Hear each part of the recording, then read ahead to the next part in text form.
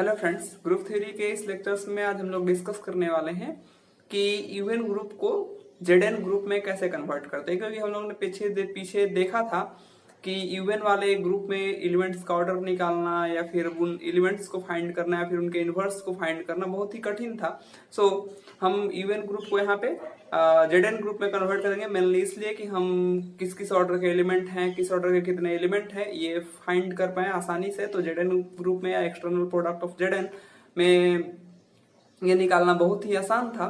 सो इस लेक्चर्स में हम लोग यही देखने वाले हैं कि how to convert the U N group to Z N group, और इसी लेक्चर्स में हम लोग देखने वाले हैं कि possible number of a distinct group of a given order, जैसे 6 ऑर्डर के कितने ग्रुप होंगे डिस्टिंक्ट नेचर के, जैसे अबेलियन होंगे तो कितने अबेलियन होंगे, अबेलियन में भी अलग अलग तरह के, जो एक अगर एक दूसरे के आइसोमॉर्फिक वाले हैं तो वो वहां उसकी बात हम लोग नहीं करेंगे, डिस्टिंक्ट तरह की बात करेंगे। जैसे इस लेक्चर में हम थोड़ा बहुत आइसोमॉर्फिज्म की भी बात करेंगे, लेकिन आइसोमॉर्फिज्म मेनली हम लोग पढ़ेंगे होमोमॉर्फिज्म के बाद। और इसके नेक्स्ट लेक्चर में हम लोग लेने वाले हैं कुछ प्रीवियस ईयर प्रॉब्लम जो इससे रिलेटेड होगा।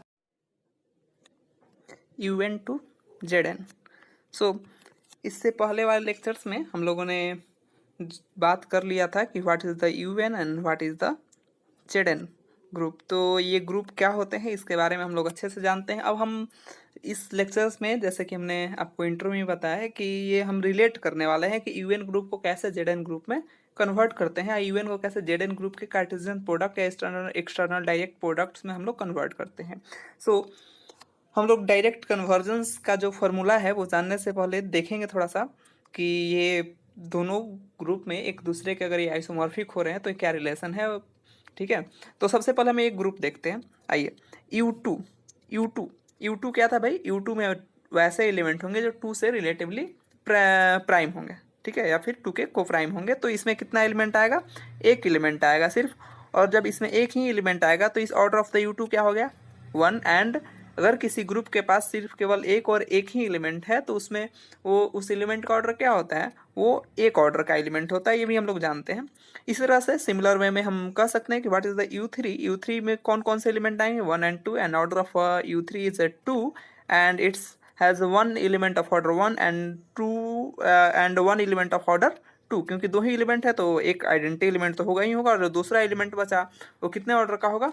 वो 2 ऑर्डर का एलिमेंट होगा। क्योंकि ऐसे भी कह सकते हैं कि आइडेंटिटी या फिर एक ऑर्डर का जो एलिमेंट होता है किसी ग्रुप में एक ही हो सकता है। और दूसरा अगर थ्योरम लगा दें हम कि 2 ऑर्डर का ग्रुप है और 2 ही एलिमेंट है और किसी भी एलिमेंट का ऑर्डर उसके ग्रुप के ऑर्डर से बड़ा नहीं हो सकता है, तो ये दूसरा जो एलिमेंट होगा 2 ऑर्डर का होगा। या फिर आप निकालना चाहें तो निकाल सकते हैं कि 2 का जब स्क्वायर करेंगे तो 4 आएगा, और 4 अंडर मॉडलो 3 पे कैसा दिखेगा? 1 जैसा दिखेगा। सो इसी तरह से हम बात कर लेते हैं U4 की। तो U4 में भी 2 एलिमेंट आएंगे 1 and 3, और एक एलिमेंट का ऑर्डर क्या होगा? एक का ऑर्डर का एलिमेंट होगा और दूसरा एलिमेंट 2 ऑर्डर का होगा। देन अब ये तो बात हो गई यूएन ग्रुप की। अब हम आते हैं थोड़ा सा जेडएन ग्रुप में। Z1 में कौन कौन सा एलिमेंट होगा भाई? Z1 में सिर्फ एक ही एलिमेंट होगा और वो एलिमेंट होगा 0। मतलब ये एक ऑर्डर का ग्रुप होगा और एक ऑर्डर का ग्रुप होगा, तो इसके पास जो भी एलिमेंट होगा उसका ऑर्डर क्या होगा? एक होगा। देन अब आते हैं Z2 पे। Z2 कैसा ग्रुप होगा? Z2 में सिर्फ 2 एलिमेंट होंगे 0 and 1। Then order of the group is 2 and 1 element of order 1 and 1 element of order 2। क्योंकि 0 का तो 0 आइडेंटिटी है तो इसका ऑर्डर 1 होगा, एंड 1 का जो ऑर्डर होगा 1 + 1 = 2, then equal to 0, then order of 1 = 2। So अब बात Z3 की भी कर लें। Z3 में 0 1 2 3 एलिमेंट होंगे, जिसमें एक ऑर्डर का एक एलिमेंट होगा और 2 ऑर्डर के 2 एलिमेंट होंगे 3 ऑर्डर के।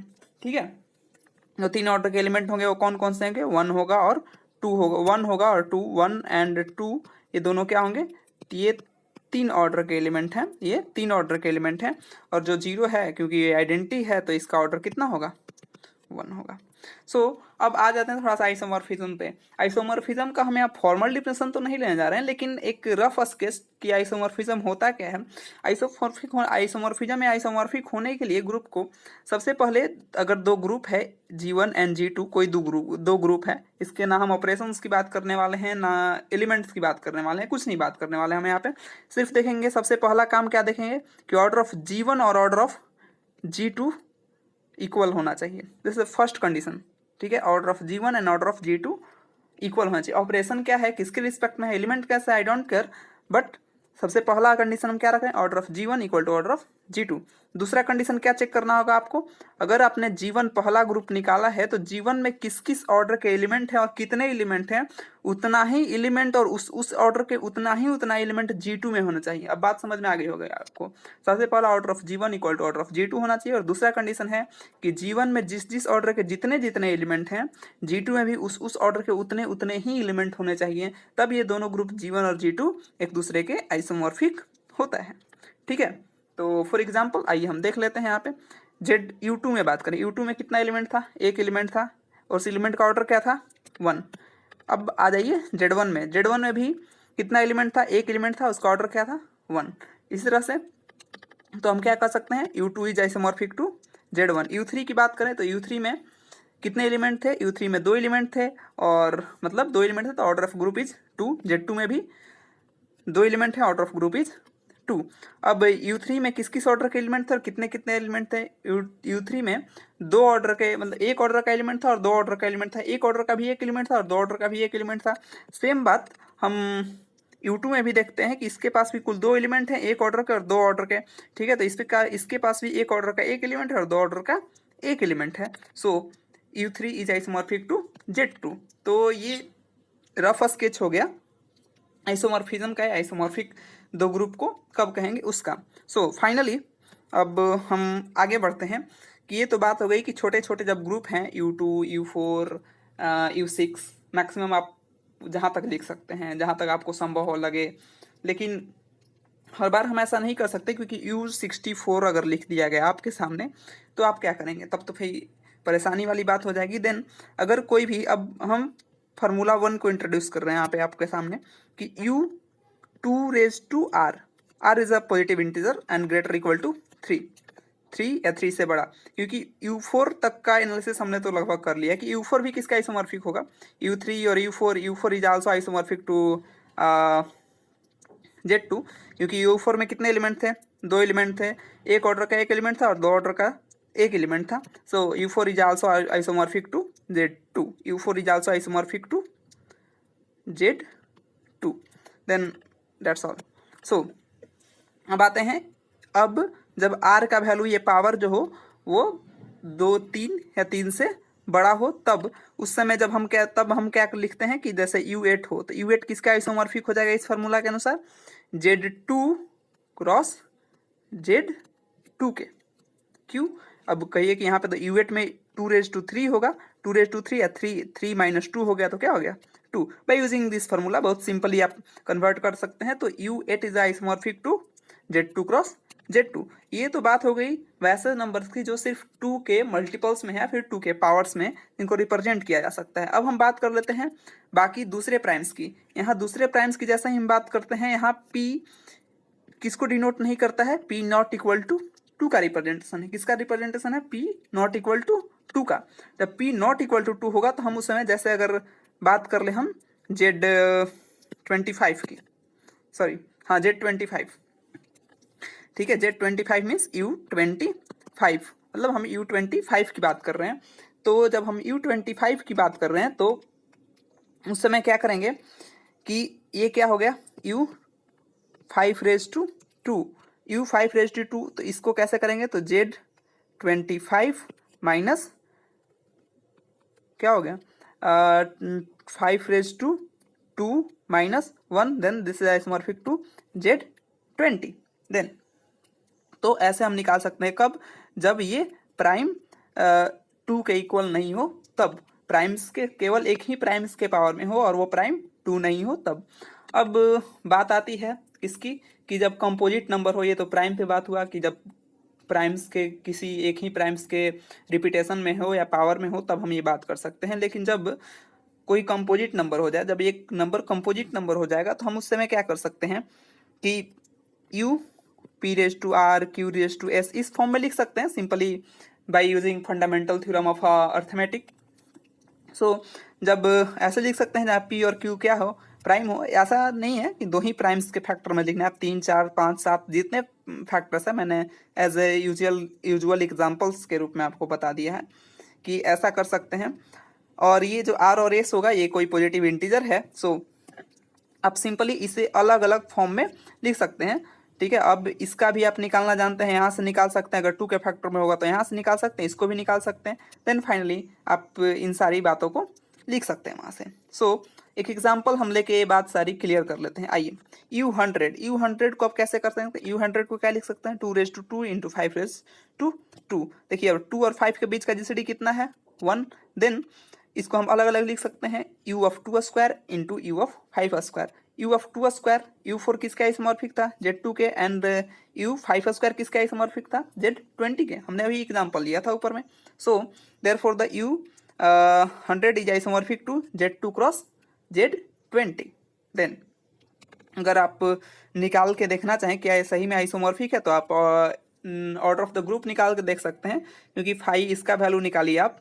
ठीक है, 500 का वैल्यू निकाल लीजिए। 500 क्या देता है? Number of element in a unit group या U N group, and then the total number of in this group by using external direct product वाले लेक्चर में हम लोगों ने पढ़ा था 40।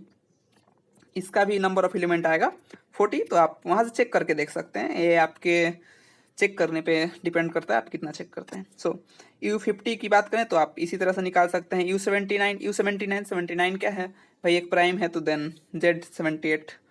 बहुत आसान है। अब कुछ और स्पेशल टर्म है, जैसे अगर कोई ऑर्डर ऑफ ग्रुप PQ के फॉर्म का हो, P इंटू क्यू, जैसे फॉर एग्जाम्पल हम लेते हैं कि 6 ऑर्डर ऑफ ग्रुप है क्या? 6 ऑर्डर ऑफ ग्रुप क्या है? 6 है, और 2 डिवाइड कर रहा है, P डिवाइड कर रहा है Q-1 को, मतलब 2 इंटू 3 के फॉर्म में लिख सकते हैं। P इंटू क्यू के फॉर्म में 2 इंटू 3, एंड 2 डिवाइड कर रहा है 3-1 को, यस इट डिवाइड। तो इस ऑर्डर के कुल ग्रुप की जो पॉसिबिलिटी होगी वो 2 ठो ऐसे ग्रुप एग्जिस्ट करेंगे। जैसे एक होगा जिसमें से एक जो ग्रुप एग्जिस्ट करेगा वो होगा Z6, और दूसरा ग्रुप होगा वो होगा 6 ऑर्डर का कोई नॉन अबेलियन ग्रुप। 6 ऑर्डर का क्या? Non abelian group. जैसे हम लोग बात कर सकते हैं D3 की या S3 की। ठीक है, ये तो सारे नॉन अबेलियन ग्रुप हैं किसके? 6 ऑर्डर के। अब हम लोग बात कर रहे हैं ग्रुप, किस ऑर्डर के कैसे कैसे ग्रुप हो सकते हैं। अगर कोई ग्रुप का ऑर्डर दिया हुआ है और उन ग्रुप का ऑर्डर ऐसा है कि P और Q के मल्टीपल में है, और उसके साथ एक और कंडीशन वो जस्टिफाई कर रहा है कि P divides Q-1, then it has a 2 possibility, then one of it may be cyclic and it may be non-abelian। then अब आगे बढ़ते हैं नेक्स्ट कंडीशन, अगर order of group equal to PQ, दो ही प्राइम के फॉर्म में हो। ठीक है, दो ही प्राइम के फॉर्म में हो, लेकिन P जो है Q-1 को डिवाइड नहीं करता हो। जैसे फॉर एग्जाम्पल हम order of group equal to कितना ले रहे हैं? 15 लिए तो क्या होगा? 3 into 5, but 3 does not divide the 5-1, then it has only one possibility, क्या है? Z15। वहीं यहाँ पे लिखा गया है कि it has only one possibility ZPQ, मतलब उस ऑर्डर का एक और केवल एक ही ग्रुप होगा और वो ग्रुप साइक्लिक होगा। ऐसा नहीं हो सकता है कि 15 ऑर्डर का आप कोई ऐसा दूसरा ग्रुप ढूंढ लें जो साइक्लिक नहीं हो, या फिर सिर्फ अबेलियन हो, या सिर्फ नॉन अबेलियन हो। ऐसा कभी नहीं हो सकता है। 15 ऑर्डर का अगर जो भी ग्रुप होगा उसे क्या होना होगा? साइक्लिक होना होगा। तो ये सारे रिजल्ट्स बहुत ही इंपॉर्टेंट हैं। देन अब हम बात करते हैं आगे, order of G is a, अगर P² के फॉर्म में हो, तो जब अगर ऑर्डर ऑफ G P² के फॉर्म में हो, तो या तो ग्रुप जो वो ग्रुप हो सकता है वो G के फॉर्म में साइक्लिक हो सकता है, या ZP क्रॉस ZP के फॉर्म के हो सकता है। ऐसा नहीं हो सकता है अब ZP क्रॉस ZP का जो फॉर्म का ग्रुप था वो मस्ट बी अबेलियन था, तो ऐसा नहीं हो सकता है ग्रुप कि वो नॉन अबेलियन हो जाए और P² ऑर्डर का ग्रुप कोई नॉन अबेलियन हो जाए, ऐसा पॉसिबल नहीं है। आगे हम लोग देखने वाले हैं। सो अब हम 1 से 15 तक के ग्रुप का एनालिसिस करने वाले हैं कि किस ऑर्डर के कितने कितने ग्रुप हो सकते हैं नॉन आइसोमॉर्फिक। ठीक है, ऐसा नहीं कि अब 4 ऑर्डर के ग्रुप की हम बात कर रहे हैं तो हमने U4 भी लिख दिया और Z2 भी लिख दिया, ऐसा नहीं। ये दोनों आइसोमॉर्फिक ग्रुप हैं, तो हम दोनों में से किसी एक को ही लिखेंगे, और हम यहाँ Zn को प्रेफरेंस देंगे क्योंकि Zn पर एनालिसिस करना आसान है। सो आइए देखते हैं order of group and possible group, then number of abelian group and number of non-abelian group। so एक ऑर्डर का कितना ग्रुप हो सकता है? सिर्फ एक ही ग्रुप है, हमने मान लिया कि Z1। एक ऑर्डर का जो भी ग्रुप होगा उसके पास सिर्फ एक और एक ही एलिमेंट होगा, और वो एलिमेंट क्या होगा? आइडेंटिटी एलिमेंट होगा। तो वो जो भी ग्रुप होगा एक ऑर्डर का वो क्या होगा? This be the isomorphic to Z1, this be the must be abelian, and non abelian 0। दो ऑर्डर का ग्रुप जो भी होगा वो Z2 का आइसोमॉर्फिक होगा, and number of non abelian group is 1, and non abelian 0। So Z3 3 order का जो भी ग्रुप होगा वो कैसा होगा, वो Z3 के आइसोमॉर्फिक ही होगा। ऐसा नहीं हो सकता कि 3 ऑर्डर का आपको कोई नॉन अबेलियन ग्रुप मिल जाए, ऐसा कभी नहीं हो सकता है। So number of abelian group is 3 order का नंबर ऑफ अबेलियन ग्रुप कितना होगा, 1 होगा। नंबर ऑफ नॉन अबेलियन कोई ग्रुप एग्जिस्ट नहीं करता है। सो अब 3 ऑर्डर तक का जो भी ग्रुप होता है वो साइक्लिक होता है, ठीक है, मस्ट बी साइक्लिक। 4 ऑर्डर का पहला आपको अबेलियन ग्रुप मिलेगा, ठीक है, और वो होगा Z2 क्रॉस Z2। 4 ऑर्डर के 2 ग्रुप एग्जिस्ट करते हैं, एक Z4 नेचर के और एक Z2 क्रॉस Z2 नेचर के। Z4 नेचर का जो ग्रुप होता है वो साइक्लिक होता है और Z2 क्रॉस Z2 नेचर का जो ग्रुप होता है वो अबेलियन होता है। Then total number of abelian group is 2 because of the cyclic is also abelian. Then next अब हम आगे बढ़ते हैं कि 5 ऑर्डर का ग्रुप, क्योंकि इससे पहले हम लोगों ने जहाँ पढ़ा था वहाँ एक और पढ़ा था कि जब ZP तरह का जो भी ग्रुप होगा साइक्लिक ग्रुप के डेफिनेशंस में, वो प्राइम ऑर्डर का जो भी ग्रुप होता है वो साइक्लिक ग्रुप ही होता है। सो 5 ऑर्डर का है ये ग्रुप, तो Z5 क्या हो गया, जैसे साइक्लिक, तो cyclic must be abelian. Then एक ऐसा ग्रुप होगा जो अबेलियन ही होगा, नॉन अबेलियन कोई एग्जिस्ट नहीं करेगा 5 ऑर्डर का। 6 ऑर्डर पे आते हैं। 6 ऑर्डर का आपको पहला नॉन अबेलियन ग्रुप मिलेगा S3 या D3 के फॉर्म में। क्यों, यहाँ पे कौन सा रूल लग रहा है, जैसे हमने अभी ऊपर एग्जाम्पल में 2 into 3 2 divides 3 - 1, then there are 2 groups are exist, one में बी Z6 एंड सेकेंड में भी S3 और D3 एंड सो ऑन, ठीक है। तो 6 ऑर्डर का एक ऐसा ग्रुप मिल सकता है आपको जो नॉन अबेलियन होगा, और पहला ऐसा ग्रुप है जो 6 ऑर्डर पे नॉन अबेलियन मिलेगा। 6 ऑर्डर से पहले का कोई भी ग्रुप आपको नॉन अबेलियन ग्रुप नहीं मिलने वाला है। आगे बढ़ते हैं। सो 7 Z7 7 क्या है, 7 is a prime, then it is a cyclic. जो भी प्राइम ऑर्डर का ग्रुप होता है वो साइक्लिक होता है, डेट्स ऑल। ये बात हो चुकी है। अब आते हैं 8 ऑर्डर पे। 8 ऑर्डर में चलिए अब देखते हैं। 8 ऑर्डर का एक तो साइक्लिक ग्रुप Z8 एग्जिस्ट करता है, okay, and Z2 cross Z4 एक अलग तरह का अबेलियन ग्रुप हो सकता है, क्योंकि इसमें 4 ऑर्डर का एलिमेंट है, इसमें 8 ऑर्डर का एलिमेंट है, इसमें 8 ऑर्डर का कोई एलिमेंट नहीं, इसमें 4 ऑर्डर का एलिमेंट, तो ये दोनों, ये तो साइक्लिक है, ये अबेलियन है, साइक्लिक हो गया। This with abelian and this is also abelian. अब कहिए कि इस अबेलियन और इस अबेलियन में क्या डिफरेंस है भाई, इसमें 4 ऑर्डर के एलिमेंट है, इसमें 4 ऑर्डर के एलिमेंट नहीं है, तो ये दोनों अबेलियन ही हैं, लेकिन क्या है, अलग अलग हैं, दोनों एक दूसरे का आइसोमॉर्फिक नहीं है। So total number of abelian group कितना हो गया इसके पास, 3। अब 8 ऑर्डर के नॉन अबेलियन भी होते हैं, क्या होते हैं, Q4 एंड D4। इन दोनों का डिस्कशन हम लोगों ने कर लिया है। तो total number of non abelian group of order 8 is 2। 9 order का कितना कितना ग्रुप हो सकता है, हमने देखा था पीछे P² फॉर्म का। P² फॉर्म का जो ग्रुप होता है वो एक होता है क्या, Z9 तरह का हो सकता है, ठीक है, और एक Z3 क्रॉस Z3 का हो सकता है। This with the cyclic and this with the abelian, but both are abelian. Then 10 order का ग्रुप, 10 ऑर्डर के ग्रुप की हम बात करें तो फिर वैसे ही 2 into 5 तरह का ये ग्रुप है। सो 2 divides 5 - 1, therefore there are 2 group, the one of the cyclic and second one is a non abelian. Then 11 order के ग्रुप की हम बात करें तो जब हम 11 ऑर्डर के ग्रुप की बात करते हैं तो हमें क्या है, ये प्राइम है, देन द प्राइम ऑर्डर का जो भी ग्रुप होता है साइक्लिक होता है और यूनिक होता है। Then Z11 is a unique abelian और साइक्लिक ग्रुप। सो 12 ऑर्डर की बात करें तो 12 ऑर्डर की बात करें तो Z12 मिल जाएगा हमको, फिर Z2 क्रॉस Z6 मिल जाएगा and D6 A6 and Q6, ठीक है। D6 की तो लगभग हम लोग बात कर चुके हैं, और A6 और Q6 ये आने वाले लेक्चर्स में हम लोग देखेंगे कि A6 क्या होता है। अल्टरनेटिंग ग्रुप के फॉर्म में आता है, जहां हम लोग सिमेट्रिक ग्रुप का ही एक पार्ट है, इवन वाले जो भी परमोटेशन होंगे उनका। सो अभी हम इतना ही जानते हैं कि नंबर ऑफ अबेलियन ग्रुप कितना होता है 2 और number of non abelian group कितना होता है 3। ये तीनों number of non abelian group है और ये दोनों अबेलियन ग्रुप है। देन अब 13 ऑर्डर का ग्रुप की हम बात करें तो 13 ऑर्डर क्या है, 13 is a prime, therefore the unique cyclic group, so that 13 is a unique cyclic group। जो भी 13 ऑर्डर का ग्रुप होगा या 13 ऑर्डर का ग्रुप होगा वो साइक्लिक होगा और यूनिक होगा। देन 14 ऑर्डर की बात करें, 14 ऑर्डर में हम क्या देखते हैं, 2 into 7, 2 प्राइम का मल्टीप्लिकेशन है। Then 2 divide 7 - 1, so it will be, there are 2 possible group, then one of these Z14 and second one is a D7. This will be the non-abelian and this will be the abelian or cyclic. Then the total number of cyclic or abelian group is 1 and the number of non-abelian is 1. Then आगे बढ़ते हैं last 15।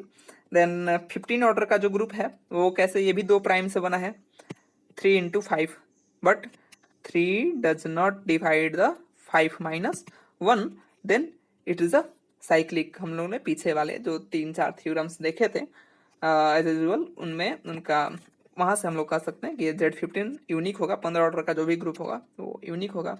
So thanks for watching this video. I hope ये video आपको पसंद आया होगा। अगर आप ये सेम नोट्स चाहते हैं तो मेरे डिस्क्रिप्शन में एक टेलीग्राम चैनल का लिंक दिया हुआ है, वहाँ से आप जाके फाइंड कर सकते हैं। So thanks again.